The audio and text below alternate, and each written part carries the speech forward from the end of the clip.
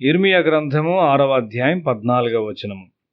మన సంఘములలో సమాధానము లేని చోట వారు సమాధానము సమాధానము అని చెప్పుదురు. నిన్ను మోసపరచుటకు సాతాను కనిపెట్టుచున్నాడు.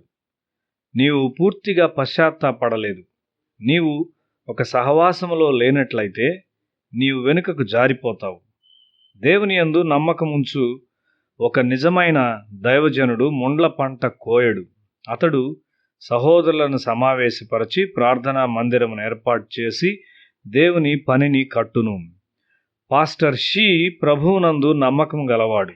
మనము ఎన్నడూ విశ్వాసమును పోగొట్టుకొనకుండా ఉందాము. నీవు దేవుని చిత్తమును చేయుచున్నావా? నీ పొరుగువాన్ని ప్రేమించుటకు నీవు ప్రయత్నించున్నావా? నీవు నమ్ముచున్నట్లయితే రోమా 12వ అధ్యాయములో నీవు జీవిస్తావు. నీ జీవితంలో ఓటమి ఉండదు. దేవుడేం చెప్తున్నాడు? పిల్లలు వెళ్ళిపోయారు, గుడారము ఒక నిస్సహాయ స్థితిలో ఉన్నది, మంద దొడ్డి బయట ఉన్నది. ఇది దేవుని యొక్క హృదయ విచారమై ఉన్నది. దేవుడు దీన్ని ఇర్మియాకు బయలుపరుస్తూ ఉన్నాడు. ఒక కాపరి సంఘము కొరకు ప్రార్థించు భారము తప్పక కలిగి ఉండాలి. కాపరి ప్రార్థించినట్లయితే సంఘములో వ్యతిరేక శక్తులు ఎవరో దేవుడు అతనికి చూపును. సంఘములోని ధనవంతులను బట్టి అతడు భయపడనవసరం లేదు. ఆత్మీయ రాజ్యములో చాలా ఆమోదయోగ్యమైన శక్తులు ఉండును. యేసుక్రీస్తు నామము ద్వారా మనము ప్రార్థించినప్పుడు ఆ శక్తులలో ఒకటి ఒక దూతగా వెళ్ళి వ్యతిరేక శక్తులు గలవారిని కలల ద్వారా హెచ్చరించును. వారు ఒక రోగమును పొందుట లేక ఏదో ఒక అణచివేయు పరిస్థితిలో పడుదురు. రోగము, కష్టాలు దేవుని ద్వారా ఆజ్ఞాపించబడినట్లయితే అవి ఒక దీవెన. మనము ప్రార్థించని వారికి మనము ప్రసంగించకూడదు. ఈ దినాల్లో ప్రజలు ప్రసంగించాలని కోరతారు. నీవు ప్రసంగించగలవా? దేవుని వాక్యమును ప్రజల హృదయాలకు నీవు తీసుకొని రాగలవా? అది ఎంత భారభరితమైనది. కొంతమంది కరపత్రముల మీద ప్రసంగికులుగా వారి పేర్లుండట చూచినప్పుడు చాలా సంతోషిస్తారు. ప్రసంగమును గూర్చిన ఒక తప్పైన అంచనాను మనం కలిగి ఉన్నాము.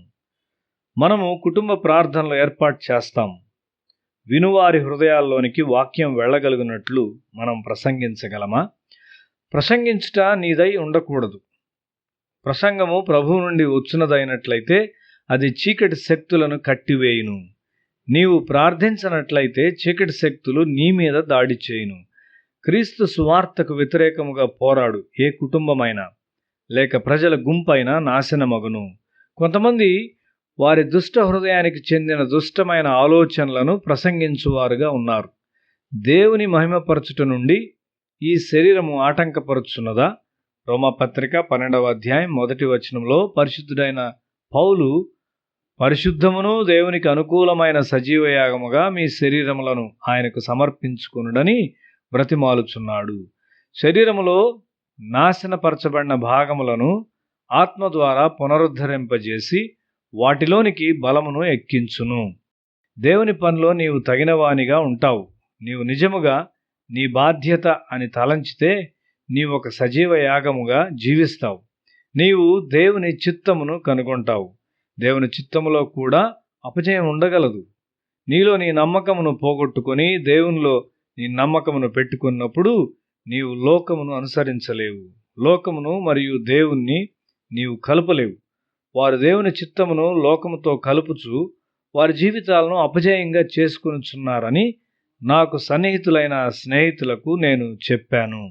నీవు మంచివాడివే, కానీ నీకు దేవుని చిత్తము తెలియదు.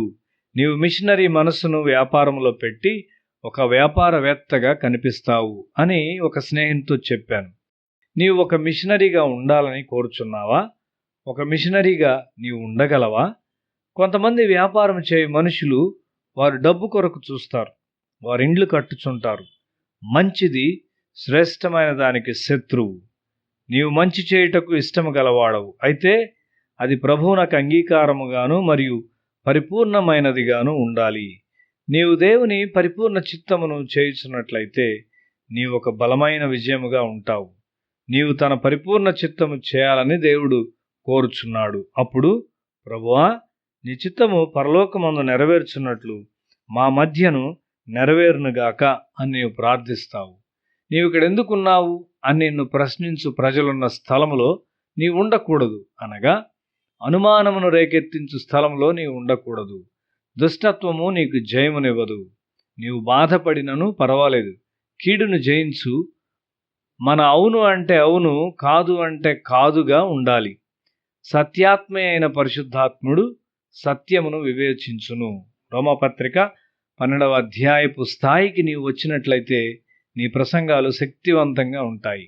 నా గుడారము చినిగిపోయినది అని దేవుడు చెప్పుచున్నాడు. నీ వెళ్ళు నూతన స్థలంలో గుడారమును ఏర్పాటు చేయగలవా? నేను యేసును హెచ్చించాలి, నేను ఆయన్ను రుజువు చేయాలి అనేది నీ ప్రార్థనగా ఉండాలి.